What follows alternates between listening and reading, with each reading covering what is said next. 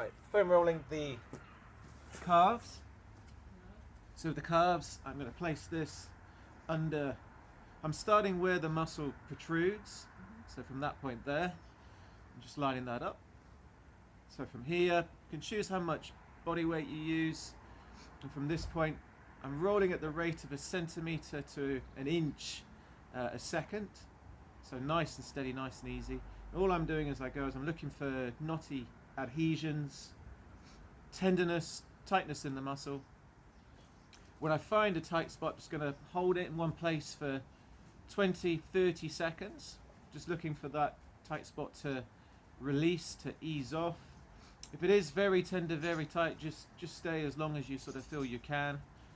And then when it releases, I'm going to move on, aiming to find another one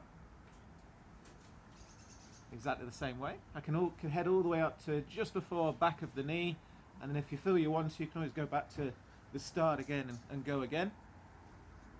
In terms of making this easier, if the calf is particularly tender, say 1 foot off, and then from there I'm applying less pressure and obviously pushing down less as well.